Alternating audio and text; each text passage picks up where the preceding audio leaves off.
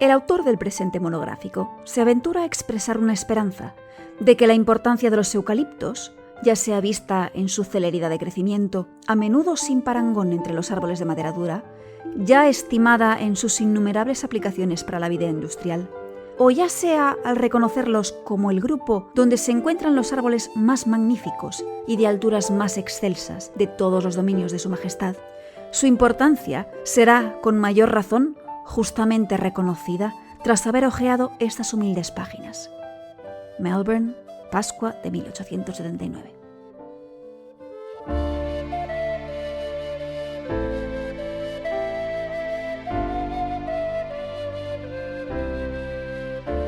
Muy buenas y muchas gracias por acompañarme en La Senda de las Plantas Perdidas, este podcast etnobotánico donde dar voz a nuestras historias de amor y de desamor, con un reino tan olvidado como esencial, el reino vegetal. Soy Aina Eserice, bióloga y escritora, y para conocer al protagonista de hoy nos adentraremos en una serie de espacios arbolados complejos, curiosos, complicados. Algunos de ellos también enormemente polémicos en muchas partes. Y si vives en alguna región donde se hable el español, probablemente las connotaciones y los recuerdos que te vendrán a la cabeza en conexión con estos árboles huelan un poco a chamusquina, quizás literalmente. Pues hoy hablaremos de eucaliptos. Hoy en día los eucaliptos crecen en todas partes, desde Chile hasta Japón. De hecho, uno de ellos incluso sobrevivió a la bomba atómica de Hiroshima. Sin embargo, si no vives en Australia, lo más probable es que hayas conocido a una ínfima fracción de la hermandad Eucalyptus, en la que actualmente se cuentan más de 550 especies. Todas ellas, salvo 2, enraizan en Australia y la mayoría solo viven ahí.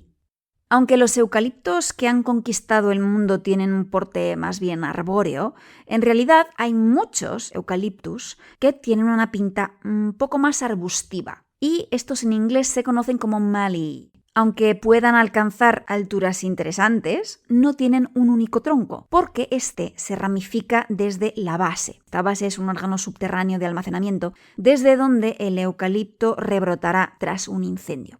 Por otro lado, entre las filas eucalípticas encontrarás también a verdaderos gigantes del bosque. De las plantas con flor, las angiospermas, la más alta del mundo es un eucaliptus, precisamente, de la especie Eucalyptus regnans, que roza los 100 metros de altura. Como prácticamente toda la flora australiana, los eucaliptos están bastante acostumbrados a sufrir incendios periódicos. Los hay que rebrotan con fuerza, como si las llamas fuese una especie de sesión de rapado al cero, y en cambio otros, como ese altísimo Eucalyptus regnans, dependen por completo del fuego para cerrar sus ciclos reproductivos y renovar las poblaciones. Necesitan incendios, a elevadas temperaturas además, para que las semillas se agrieten y logren germinar. Hay investigadores que han descrito esta estrategia reproductiva como una especie de suicidio-inmolación colectiva que se da una vez cada varios siglos, bueno, al menos antes de que los occidentales llegásemos a este continente. De hecho, la esquina suroriental australiana, de donde son originarios estos eucaliptos, se considera la región más propensa a los incendios de todo el mundo. Ahora bien, recordarás que es erróneo, porque en los últimos capítulos hemos hablado bastante de fuego y plantas, pensar que haya plantas adaptadas al fuego en sí mismo. Incluso las que dependen tan estrechamente de los incendios han evolucionado como respuesta a una determinada frecuencia y tipología de incendio. Y si les toquiteas estos factores, como está pasando en la actualidad, les vas a causar problemas. La primera vez que la humanidad se encontró con un eucalipto fue hace unos 50.000 años más o menos, cuando los ancestros de los actuales aborígenes australianos, y los papúes también, llegaron al continente australiano, que conocemos como Sahul. Si no te suena el nombre, no te preocupes, es que no aparece como tal en los mapas actuales, porque está en parte sumergido bajo las aguas. Sahul es el nombre que tiene la plataforma continental de la que asoma la gran isla de Australia, pero también Papúa Nueva Guinea o Tasmania. Para cuando los humanos desembarcamos en aquella enorme masa de tierra, los eucaliptos, bueno, y más en general la flora australiana, ya llevaban milenios, e incluso diría millones de años, conviviendo con fuegos naturales. Y los aborígenes, con gran agudeza, observaron y aprendieron a emplear el fuego como una herramienta de gestión del paisaje, a través de lo que se conocen como cool fires, o incendios fríos. Me atrevería a decir que no hubo pueblo aborigen que no conviviese y conociese al menos a varios integrantes del género Eucalyptus. Pero debes tener en cuenta que a pesar de que existan muchos parecidos, porque por algo son hermanos, también hay diferencias entre especies, y estas no viven en toda Australia. Algunas, de hecho, tienen hábitats muy reducidos, llegando incluso a considerarse en peligro de extinción actualmente. Entonces, cada grupo humano cultivó relaciones con las especies de eucalipto concretas que crecían en su entorno, dándoles múltiples usos, y algunos de estos siguen vigentes. En el territorio del norte, por ejemplo, las cenizas de algunos eucaliptos se emplean como aditivo para el tabaco de mascar, o bien para teñir fibras. La corteza de especies como por ejemplo Eucalyptus tetrodonta se usa como soporte para pintar, para hacer pinturas, muy bonitas por cierto algunas. Y sus hojas, en cambio, como saborizantes al asar carne de búfalo, en plan especia. Con todo, es probable que el empleo más extendido y consistente entre los pueblos aborígenes fuese el medicinal. Pues, como todo el mundo sabe, las hojas de eucalipto son las perfectas aliadas del sistema respiratorio.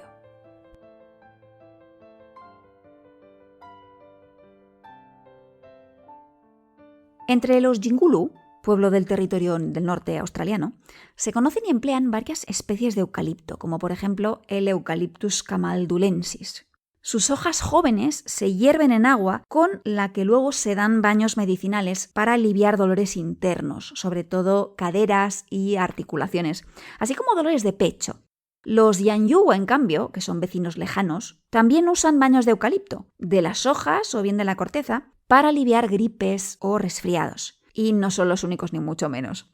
Los empleos tradicionales de varias especies de eucaliptus son bastante consistentes, mires al pueblo que mires. Son medicinas sobre todo para problemas respiratorios, para evitar infecciones y para dolores internos.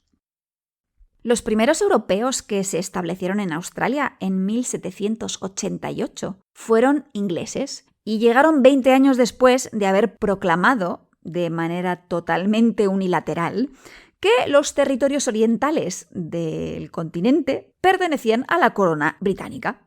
Así, por las buenas. Como los aborígenes no se enteraron, tampoco pudieron discutirlo. Lo que vino después no fueron buenas noticias para los aborígenes, y tampoco para los eucaliptos. Al cabo de poco, en la colonia inglesa, se localizaron eucaliptos cuyo aceite destilado olía a menta piperita, y aún hoy se conocen en inglés como peppermints.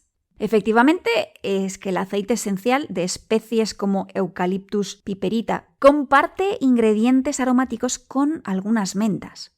Hoy puedes incluso encontrar algunos de esos eucaliptos que a veces son mentolados en farmacias y tiendas, como el Eucalyptus radiata o Black Peppermint, aunque las composiciones a veces varían un poco y quizás no te huela demasiado a menta.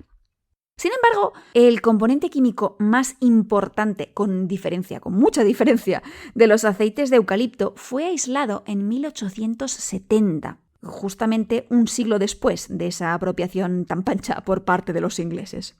Y se bautizó la molécula como eucaliptol.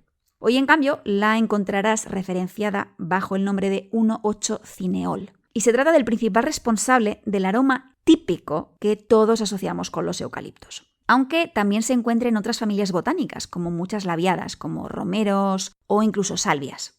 Si te gusta el campo de los aceites esenciales, probablemente hayas visto aparecer el nombre de esta molécula en los frascos. Y además no solo de eucaliptos, como te decía hace nada. Su presencia y abundancia a veces incluso le cambia el nombre comercial al aceite, como por ejemplo los destilados de alcanfor, Cinnamomum camphora, que si resulta que son ricos en 1,8-cineol, ya no son alcanfor, sino que evolucionan a ravinchara.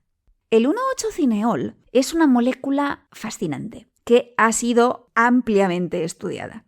Sus principales efectos son, pues, los que ya sabían los aborígenes australianos. Descongestiona las vías respiratorias por su efecto expectorante y mucolítico, o sea, sé que disuelve el moco.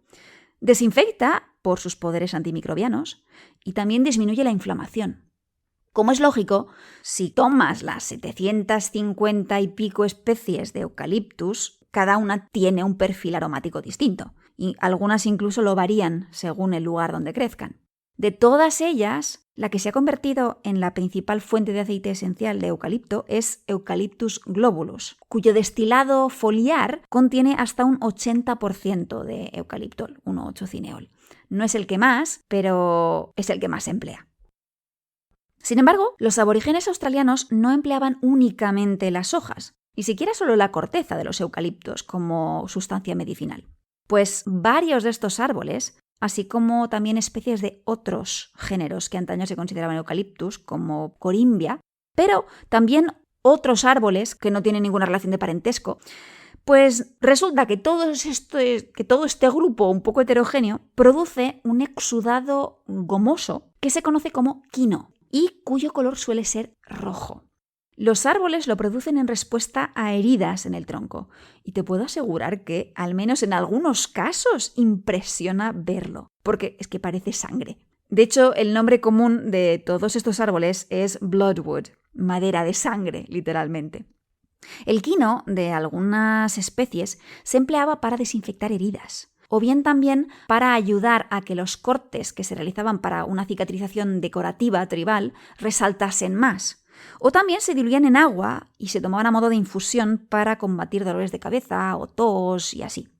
Tras la llegada de los europeos, el quino se empleó también como agente curtiente y también tintorio, porque es muy rico en taninos.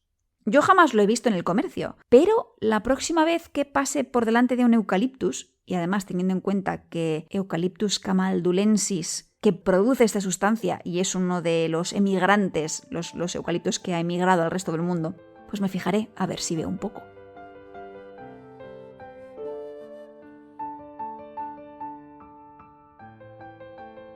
Los nombres de las cosas a veces pueden darte información sobre aquello que designan, pero sobre todo siempre te dicen algo sobre la cultura que las ha bautizado. En qué características se han fijado para darles este o aquel nombre.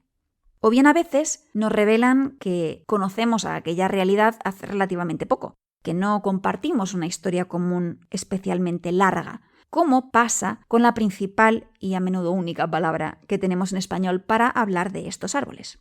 Eucalipto deriva tal cual del nombre científico Eucalyptus, que proviene de los términos griegos eu y caliptos, que significa bien cubierto, en referencia a la estructura de su flor. En este caso, no es tanto lo que el nombre dice, sino más bien lo que no dice. No voy a meterme en los nombres aborígenes de los eucaliptus, porque no soy en absoluto experta en el tema. Pero llama la atención ver cómo la terminología inglesa sí es mucho más rica y diversa que, por ejemplo, tomemos la española. Los eucaliptos suelen ser en general llamados gum trees, es decir, árboles de la goma, por sus exudados, o bien bloodwoods, maderas de sangre, por el quino, o peppermints, mentas, por aquello que te contaba antes de sus aromas, o ironbarks, que significa cortezas de hierro, estos últimos por lo duro de su madera. De hecho, existen algunas especies que han sido ampliamente explotadas por la calidad de su madera, como por ejemplo pasa con 2 eucaliptos del suroeste australiano, que es zona de clima mediterráneo. Ambos, por cierto, con nombre propio, derivado de lenguas indígenas. El altísimo Karri, de hasta 90 metros de altura, que es la especie Eucalyptus diversicolor, o bien el famoso Jarrah, que es Eucalyptus marginata. Ambos fueron muy, pero que muy valorados a partir del siglo XIX, sobre todo la madera de este último, del Jarrah, que se exportó en cantidades industriales por todas las colonias del Imperio Británico, que era legendaria su dureza y su resistencia a las inclemencias del tiempo, a la podredumbre y a prácticamente cualquier cosa que le echases y que hubiese mermado la calidad de otras maderas. Una publicación de 1899 describía cómo, con el paso del tiempo, la madera de Jarrah, se vuelve extremadamente dura y se convierte en un material imposible de trabajar, hasta el punto de que no lograrás ni clavarle un clavo. A pesar de que, a ojos coloniales, los bosques de Jarrah no eran nada del otro mundo estéticamente, se describían como paisajes para nada pintorescos, más bien sombríos y sin encanto alguno. La madera de los árboles, en cambio, ya has visto que era muy valiosa, y se empleó como material para las traviesas o durmientes de las vías férreas, en un momento, además, de enorme efervescencia ferroviaria, tengámoslo presente, ahí se fueron árboles a punta pala. Pero también se empleó muchísimo como material de enlosado urbano, que se empleaba para hacer adoquines de madera, sobre todo en la ciudad de Londres, antes de que el asfalto fuese una solución viable. Además, parece que era un material amable para los cascos de los caballos, además de ser muy resistente. Sin embargo, durante buena parte del siglo XIX, uno de los empleos más curiosos de los eucaliptos, y además que fue directamente responsable de la introducción de muchos de estos en varios puntos del mundo, no los quería talados y convertidos en tablas o en adoquines. Los necesitaba vivitos y coleando, porque, como si no, podrían sanear los aires y extirpar las fiebres maláricas.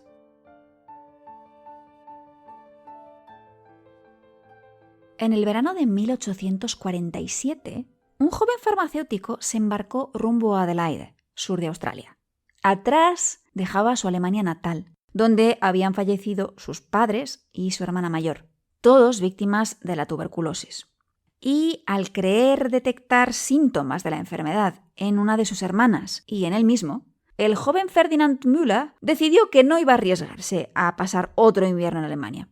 Aunque el plan inicial era instalar únicamente a su hermana en Australia y regresar él al cabo de unos años, pronto cambió de idea, solicitó y consiguió la ciudadanía británica y terminó convirtiéndose en una de las personas que estudió, apreció y clasificó con mayor ahínco la flora australiana. Primero como botánico del gobierno, que fue un puesto que se creó ex profeso para él, y a continuación como director del Jardín Botánico de Melbourne, entró a formar parte de una vasta red de intercambio de información, de ideas, de semillas y de plantas. Estar metido en el Imperio Británico tenía sus ventajas. Müller era un eucaliptófilo convencido. El fragmento que has escuchado al principio del capítulo cierra la introducción de su obra Eucaliptografía, donde quizás habrás notado que sale a relucir su amor por los eucaliptos, un poco camuflado bajo esa pátina de científico objetivo, pero se le nota, se le ve el plumero. Le tenía especial cariño a Eucalyptus globulus, el blue gum o Tasmanian blue gum, y envió no cientos, sino miles de semillas alrededor del mundo, ensalzando sus cualidades, entre las que incluía un punto que por aquel entonces preocupaba a muchísima gente. Müller proponía que los eucaliptos eran capaces de prevenir o de incluso curar la malaria, una enfermedad que ya ha salido a colación por aquí otras veces en el podcast. El supuesto mecanismo de acción de los eucaliptos contra la malaria era doble. Por un lado, estos árboles se veían como excelentes desecadores de zonas pantanosas e insalubres. Por otro, y dada la cantidad de aromas volátiles que los árboles liberaban al aire y los efectos medicinales que se les reconocían, resultaba evidente que se producía un paso de mal aire, malaria, a un buen aire saludable. Era la forma perfecta de acabar con las fiebres de ciénaga. Incluso teníamos unos cuantos casos que demostraban su validez. El saneamiento de la campiña romana, donde la malaria causaba verdaderos estragos entre la población, en donde se sembraron miles de Eucalyptus globulus a partir de 1870, y efectivamente secaron parte del terreno y disminuyeron la incidencia de la enfermedad. Y algo parecido había pasado en Argelia y Túnez, donde las tropas francesas, que estaban ahí apostadas, no solo tuvieron que vérselas con las guerrillas locales, sino con brotes recurrentes de malaria, en la década de los 60 del siglo XIX, claro.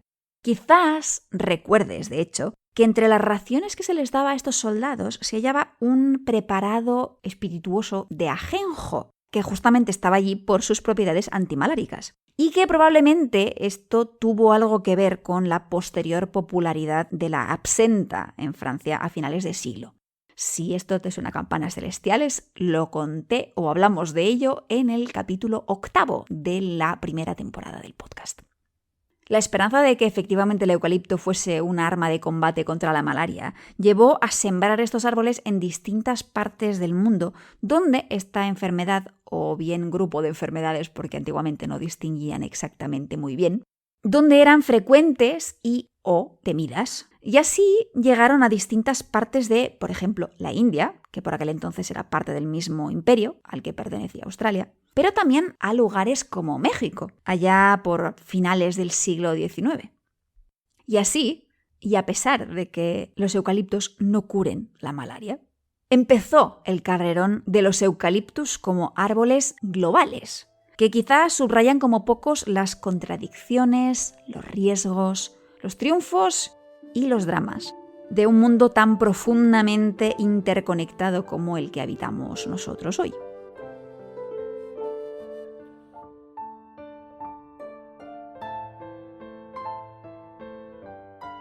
De las 750 y pico especies de eucaliptus que existen y se reconocen hoy en día, solo unas pocas han cambiado el panorama económico a escala mundial. Y entre ellas algunas de las que ya he mencionado a lo largo de este capítulo, como por ejemplo Eucalyptus globulus o bien el Eucalyptus camaldulensis. Sus historias no son únicas y las connotaciones que tienen han ido variando a lo largo del tiempo.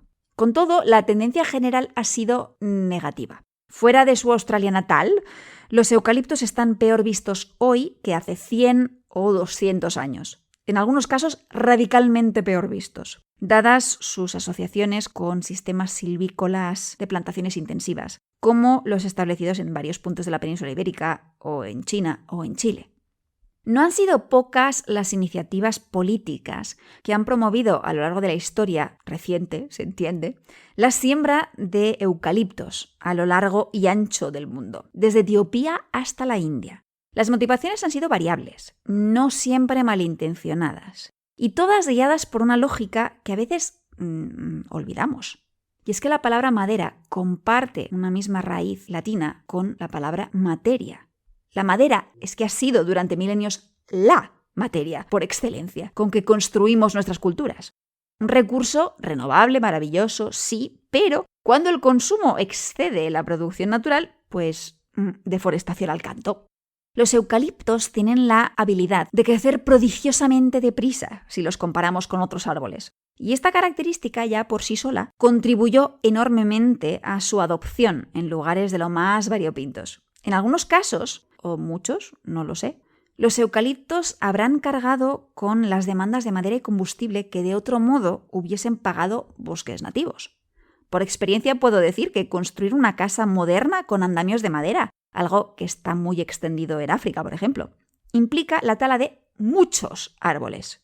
Y también implica enormemente la muerte de algún trabajador que se cae durante la obra.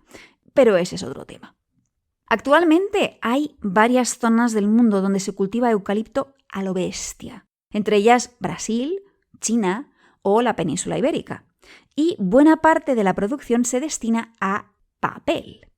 Esto no siempre fue así, pues hasta los años 20 y 30 no contábamos con un proceso químico que fuese capaz de procesar la madera de eucalipto adecuadamente, porque es una madera dura, difícil de procesar. Pero hoy sí tenemos ese proceso. Se llama craft, en caso de que tengas curiosidad. Las predicciones globales sugieren que este es un sector en crecimiento, el de la pulpa de eucalipto, y que uno de los principales factores detrás de esto es el creciente consumo de papel higiénico.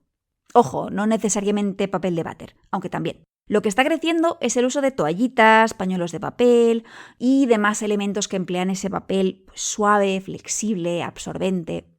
Algo en lo que pensar después de los acopios de papel higiénico a los que asistimos al principio de la pandemia de coronavirus de 2020. Quizás fuesen eucalipto. Existen muchas plantaciones que han generado grandes problemas ambientales, algo que no sorprende, dado que los monocultivos no suelen dar buenos resultados a largo plazo, incluso si lo que estás cultivando no es un árbol estupendamente inflamable cuya presencia aumenta el riesgo de incendios, que sí es el caso de los eucaliptos. En la actualidad están buscándose formas de gestión maneras incluso de concebir la plantación misma de manera más sostenible a nivel ecológico, que está muy bien y es muy necesario. Con todo, los problemas que plantean aún no están bien resueltos y nos queda mucho por hacer, o quizás en algunos casos por deshacer. Personalmente, tengo la sospecha de que no llegaremos a solucionar esta cuestión y tantas otras que comparten la misma causa hasta que no nos hagamos conscientes, pero conscientes de verdad, de que la economía y la ecología tienen una raíz común.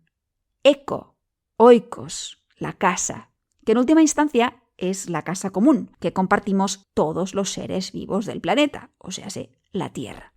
Una economía que no tenga en cuenta la ecología está destinada, en última instancia, al fracaso.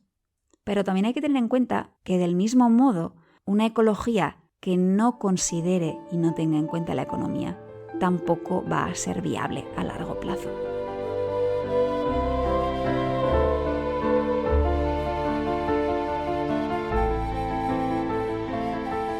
Y aunque aún queda mucho, pero que muchísimo camino por recorrer, hoy nos paramos aquí, porque si no es que este capítulo no saldrá a tiempo. Y tengo que dar la enhorabuena a Carmen por haber adivinado la identidad del protagonista de hoy. Y además tengo que dar la enhorabuena atrasada a Javier, que acertó los brezos en el capítulo anterior, pero se me pasó totalmente mencionarlo. Sorry, Javier. Enhorabuena. Tengo una pequeña, diminuta novedad. Y es que a partir de ahora, si buscas las transcripciones de los episodios antiguos y vas a la página o a la dirección senda.imaginandovegetales.com, encontrarás una página ya toda dedicada al podcast, que ya iba siendo hora, ya lo sé. Y ahí encontrarás todos los enlaces e informaciones extra. Si pinchas en alguna transcripción que no está alojada aún, que no he publicado aún en el blog, lo que hará será que el enlace te llevará a la página de Patreon, donde sí comparto las transcripciones desde el primer momento con mis bien amados mecenas, como muestra de mi profundo e infinito agradecimiento por su apoyo, tu apoyo en caso de que seas mecenas, a mi labor de divulgación vegetófila. Si te apetece echar un vistazo y una mano, puedes ir a patreon.com/ainaserice y animarme regalándome el equivalente de un café mensual, que viene a ser como medio café por capítulo de podcast, que ya ves que sale barato.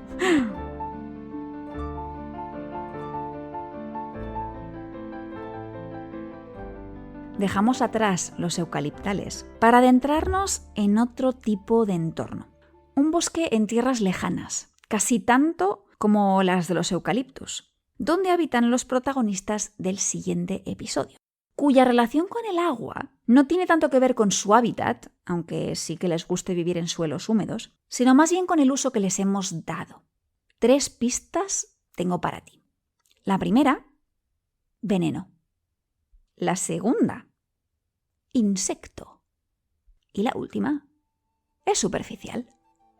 No es fácil, pero si por un casual remoto se te ocurre de quién estoy hablando, ya sabes que puedes compartirlo conmigo tanto en redes sociales, donde me encuentras como Aina Serice, Facebook o Instagram, o bien dejarme un comentario directamente en iVoox, o bien mandarme un correo electrónico, lo que tú prefieras.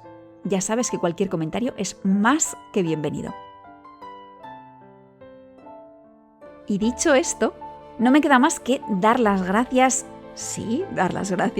a los eucaliptos de ambiguo legado, agradecerte a ti la compañía, desearte un muy feliz día y que la clorofila te acompañe.